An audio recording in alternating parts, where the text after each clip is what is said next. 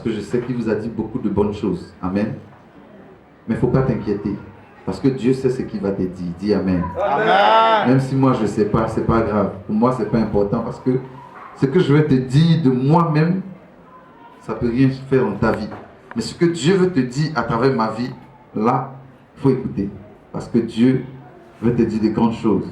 Il va te faire beaucoup de bien. Alléluia. Amen. Alors je vais demander au cœur de m'accompagner avec un chant à l'esprit bien disposé, tout simplement.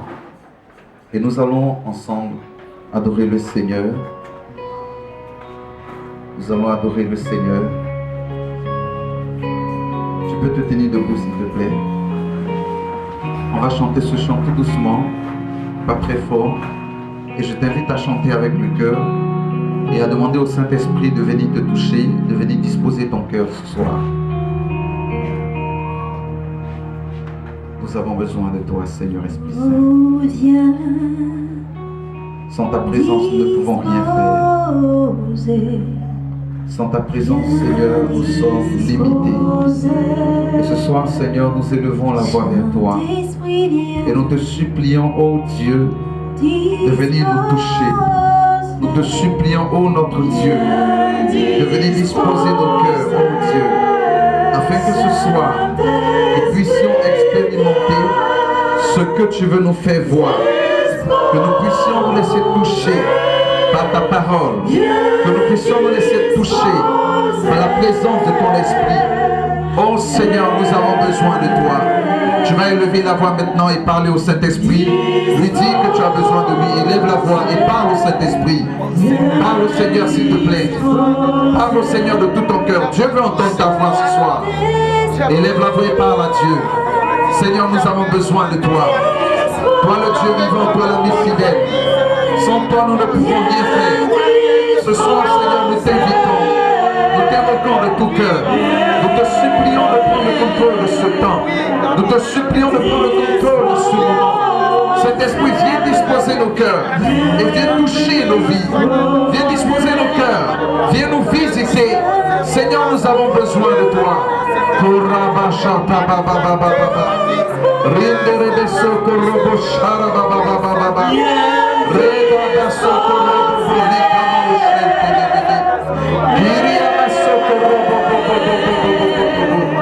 Oh, cet esprit, nous avons besoin de toi. Nous avons besoin de ta grâce. Nous avons besoin de ta présence. Nous avons besoin de ton onction, oh Saint-Esprit. Ce soir, viens nous faire du bien. Viens nous toucher. Viens nous visiter. Viens, Saint-Esprit, réaliser dans nos vies ce que tu as prévu ce soir. Nous avons besoin de toi, Seigneur.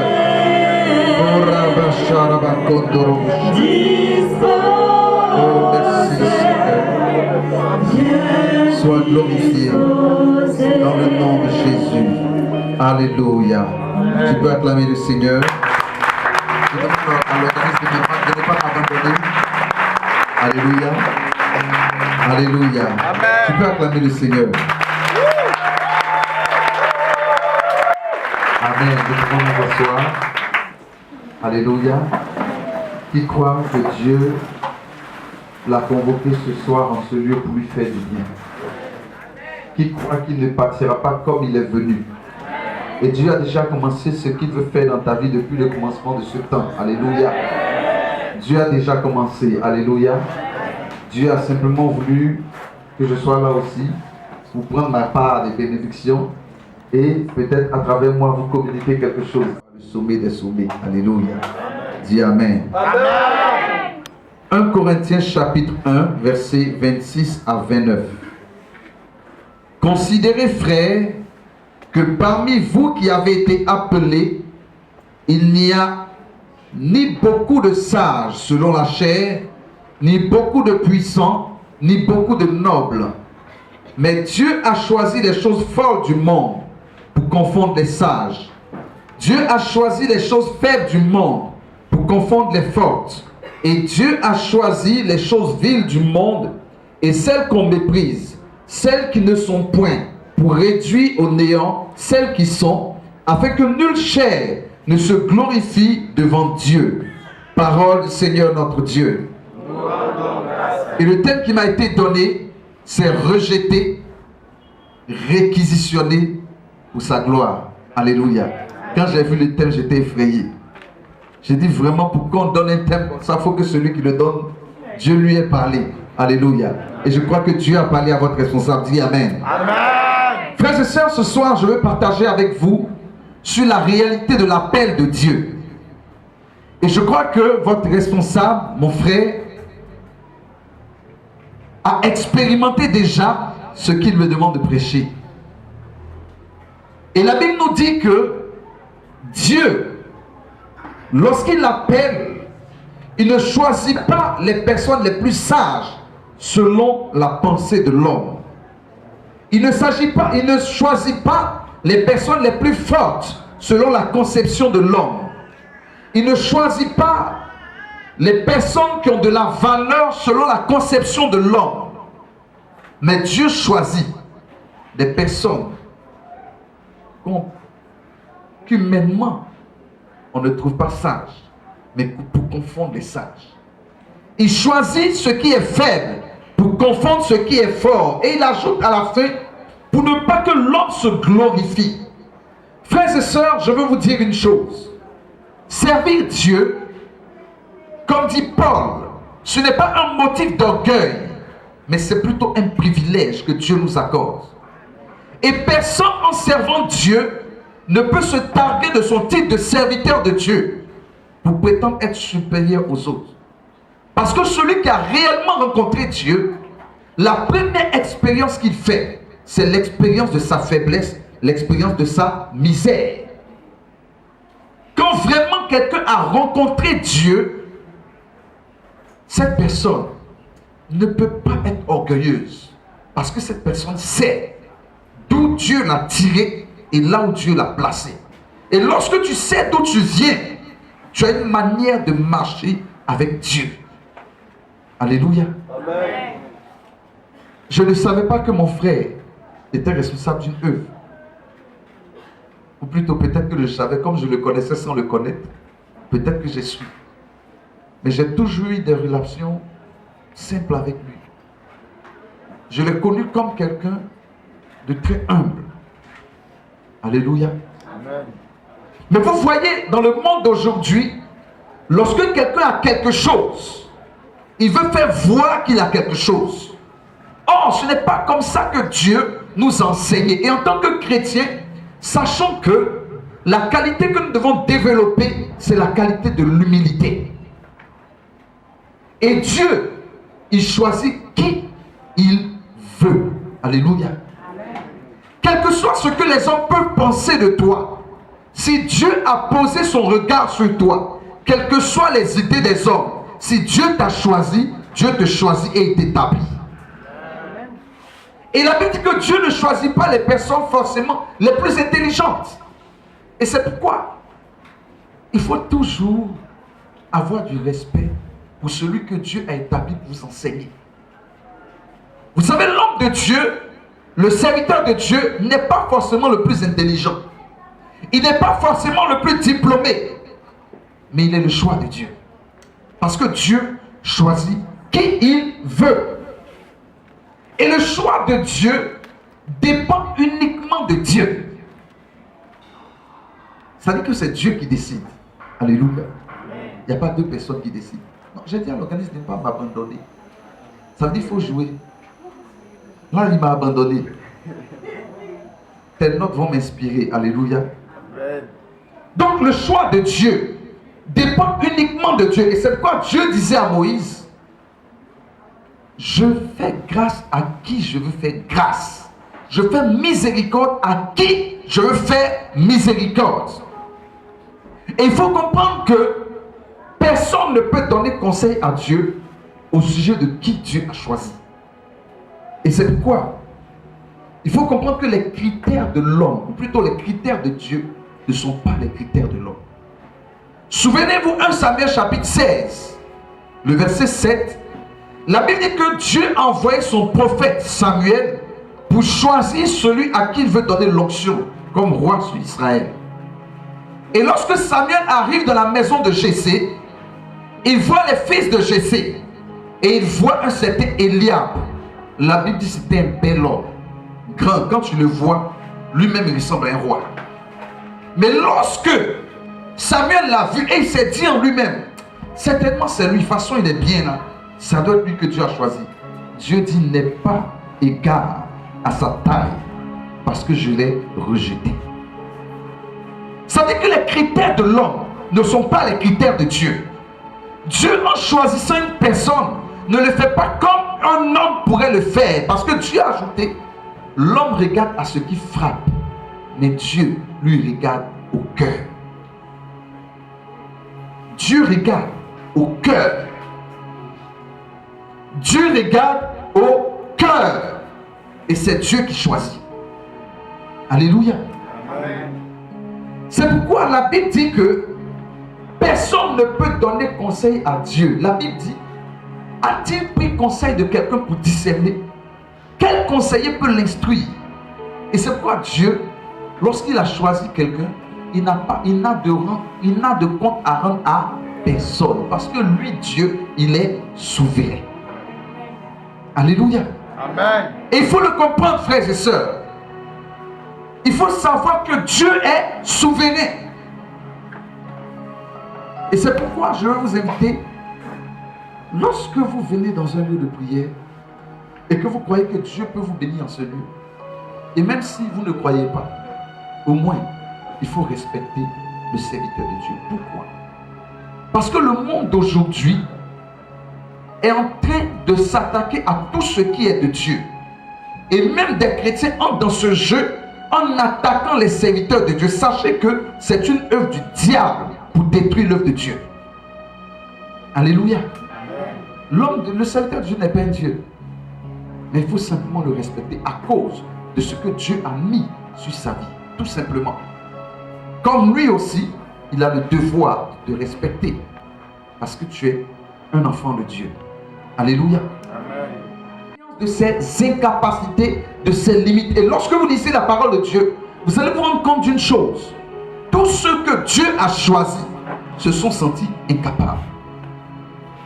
Lorsque Dieu a choisi Moïse, Moïse dit, Seigneur, je ne sais pas parler. Il dit, tu vas parler. Alléluia. Lorsqu'il a choisi Jérémie, Jérémie dit, je suis un enfant, Seigneur. Dieu dit, je vais te faire grandir tout de suite. Alléluia. Lorsqu'il a choisi Gédéon, Gédéon dit, je suis le dernier de ma famille.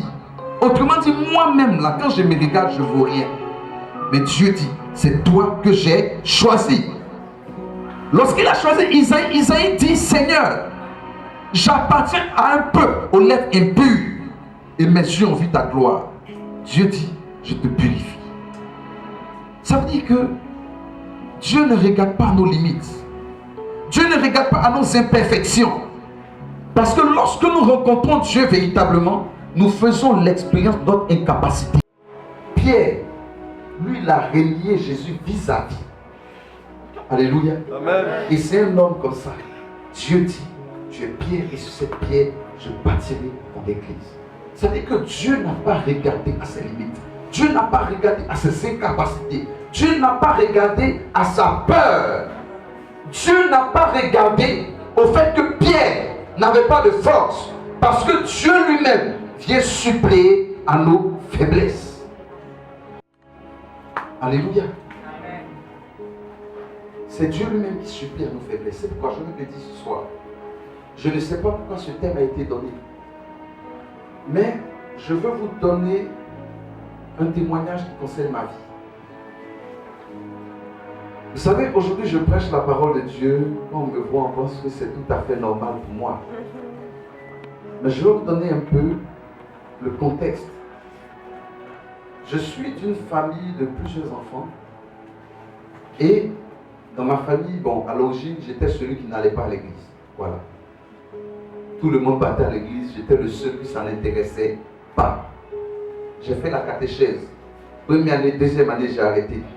Après, j'ai repris première année, deuxième année, j'ai arrêté. Comme vous me voyez, on ne m'a pas baptisé bébé.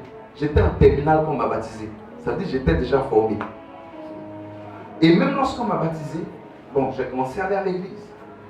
Mais je n'étais pas plus engagé que les autres.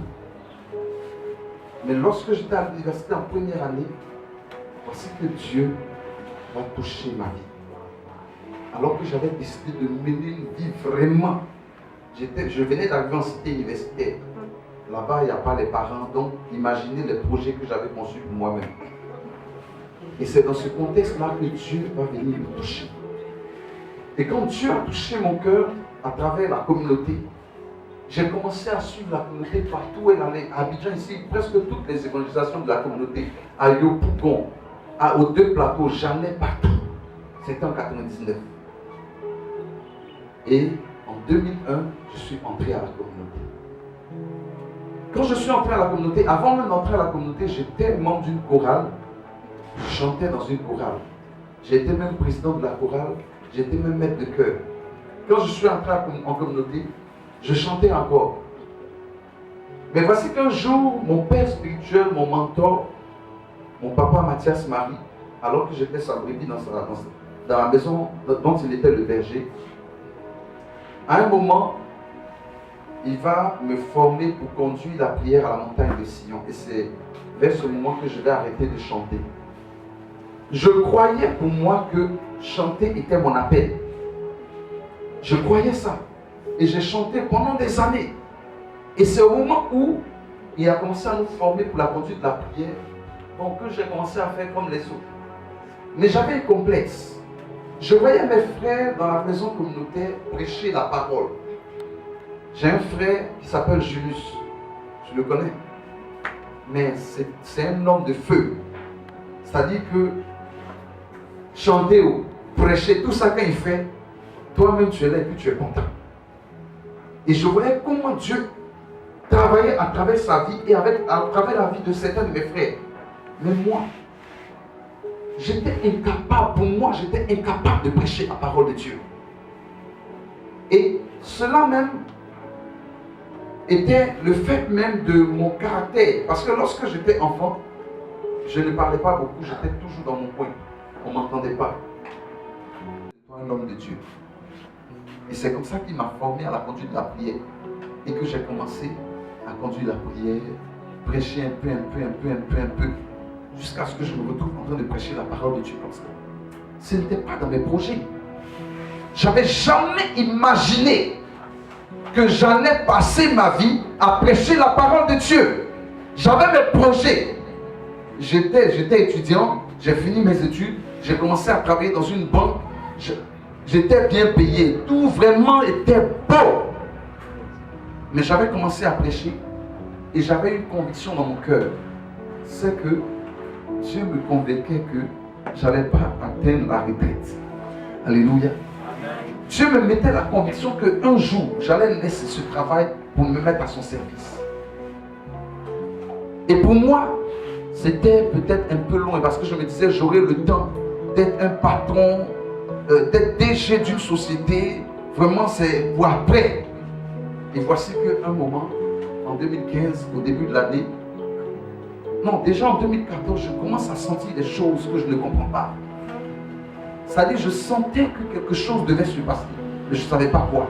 Et en 2015, Dieu met dans mon cœur que je dois quitter mon travail.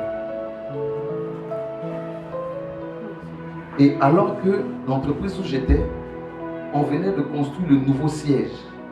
Et on avait déménagé mon bureau, un bureau vitré. C'est-à-dire tout est vitre. La table est blanche. C'est-à-dire quand tu rentres dans le bureau, toi-même, tu dis j'ai réussi. Alléluia. Amen. Et Dieu avait déjà commencé à me dire que je dois partir. Je m'arrêtais à la fenêtre et je regardais dehors, perdu dans mes pensées. J'ai dit dans mon cœur, donc Seigneur, j'ai laissé tout ça. Tout le design attaché à mon titre, à mon travail. Parce que dans mon travail, on était obligé d'être sapé, costume, toujours. Seigneur, je vais laisser l'image que les gens ont de moi. Et Dieu m'a convaincu, quand le temps arrivé, avec l'accompagnement de mon père spirituel, de mon fondateur, j'ai quitté.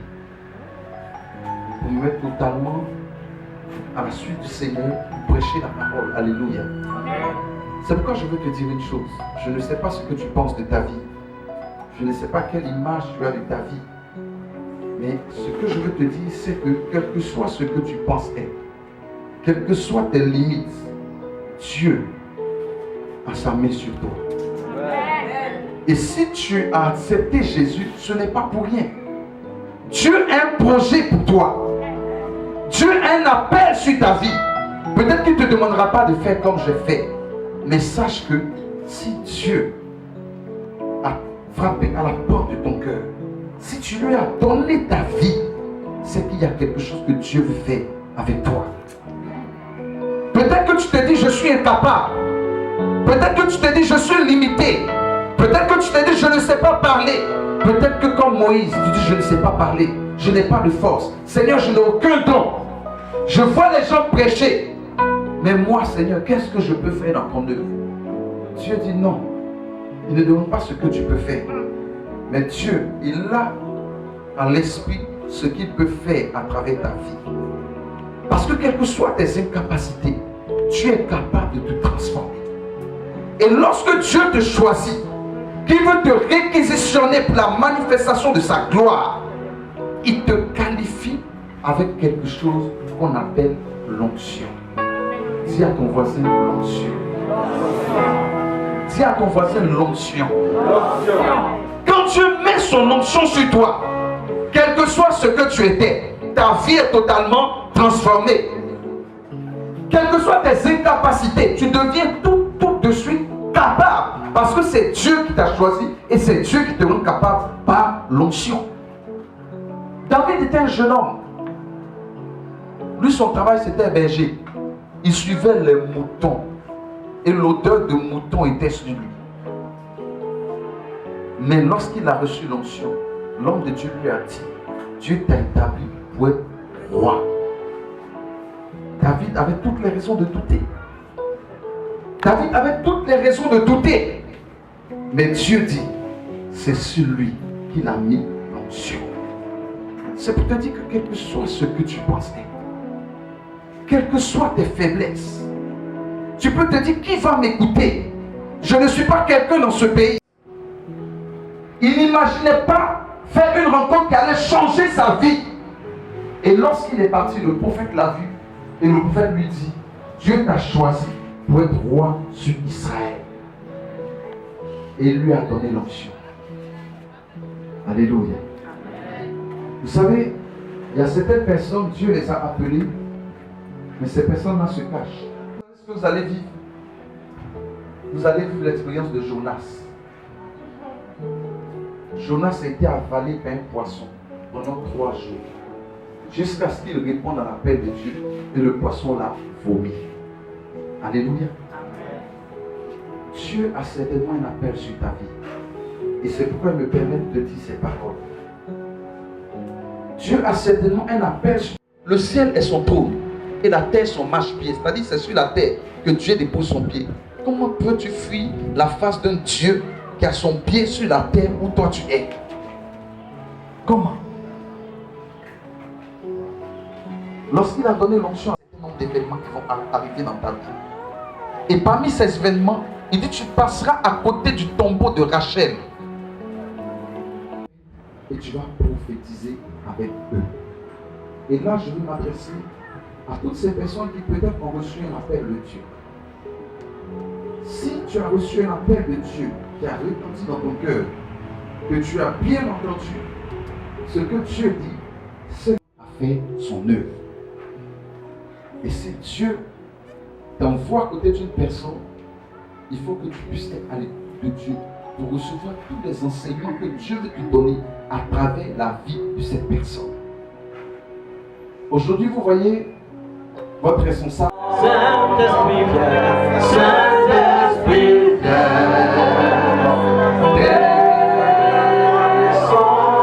Saint-Esprit, Saint-Esprit, oh, oh, oh,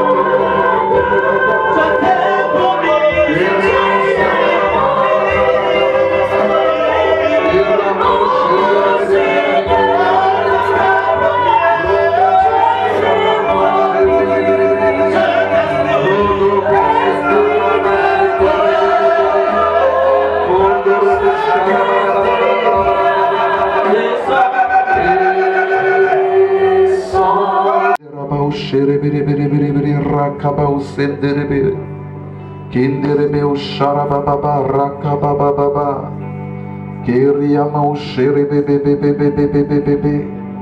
Kiriabasoko Robo Sharaba Kondorobo She Rendiriabasoko Robo Rakababa Rekabao Shondorobo Sikaraba Rekamao Senderebebe Koramao Sherebebe Osaka Babao She Kendiria Basoko Robo.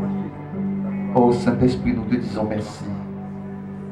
Voici tes enfants qui sont là ce soir pour toi. C'est toi qui les as convoqués et c'est toi qui as voulu parler à leur cœur. Oh Dieu, je prie ce soir que tu révèles à chacun, oh Dieu, le plan que tu as pour lui. Que tu révèles à chacun, oh Dieu, l'appel que tu as sur sa vie.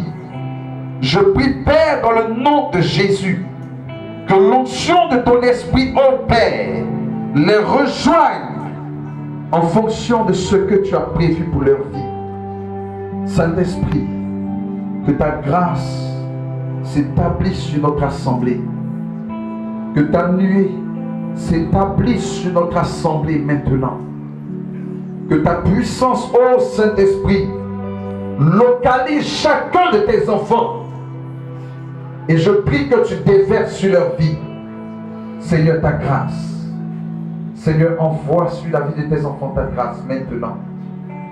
Korabasharababa.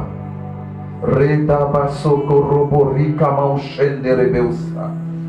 Radebasokorobo rekama usentebebebebe. Rikama ushatabababa usekerebebebebe.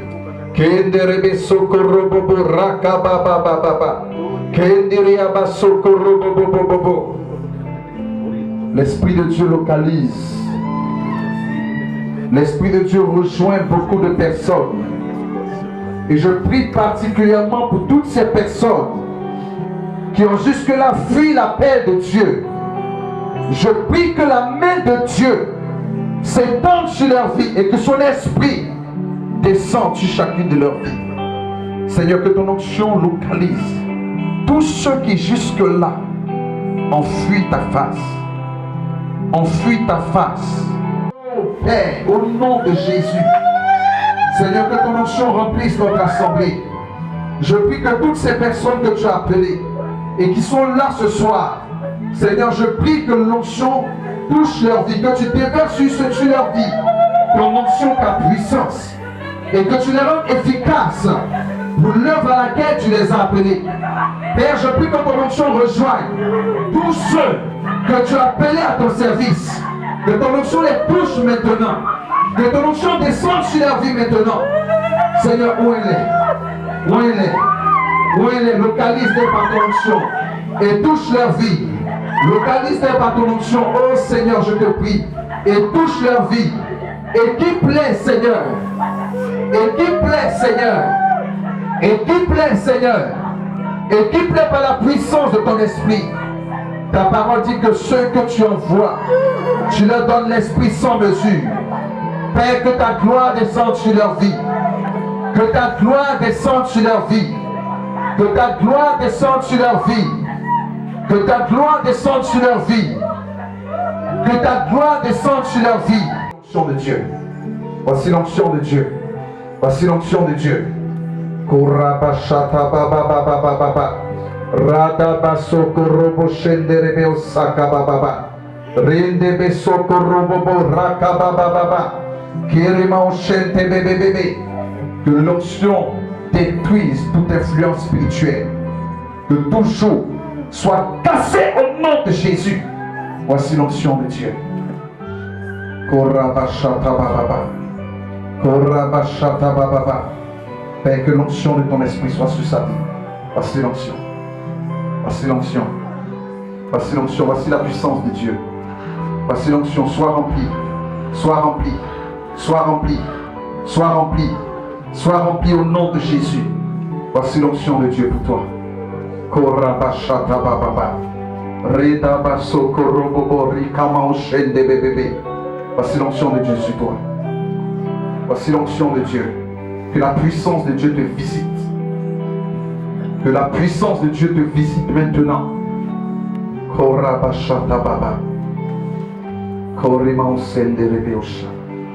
Je veux prier particulièrement pour la puissance du Saint-Esprit descendre sur leur vie.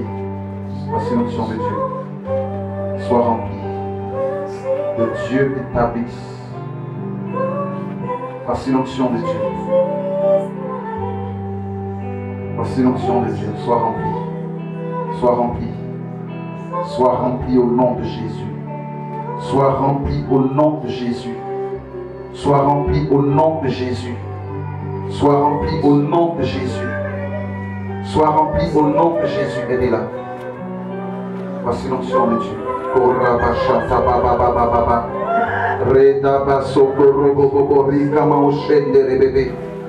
Père, que l'onction de ton esprit soit sur lui.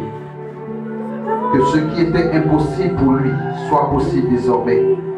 Père, je prie que toutes ces personnes pour qui certaines choses étaient impossibles, que tout devienne possible. Voici l'onction de Dieu pour toi.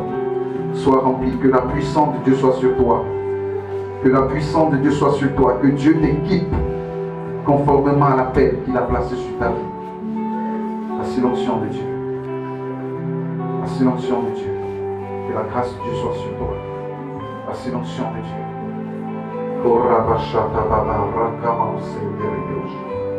Voici l'onction de Dieu. Voici l'onction de Dieu. Sois rempli. Sois rempli au nom de Jésus. Voici l'onction de Dieu. Seigneur, investis-la. Équipe-la. Esprit. Et je prends autorité sur toute puissance des ténèbres qui essaie de les égarer. Je détruis cela par l'autorité du nom de Jésus. Père, je prie que leur vie te soit consacrée dès cet instant et à jamais. Je prie que toutes les œuvres de l'ennemi pour les distraire, pour les éloigner de ton chemin soient vouées à l'échec. Père, que ta main soit sur eux, que le sang de Jésus les couvre et que l'ennemi fuit loin de leur vie au nom de Jésus. Amen. Amen. Que Dieu vous bénisse. Ceux que je touche, vous regagnez vos places.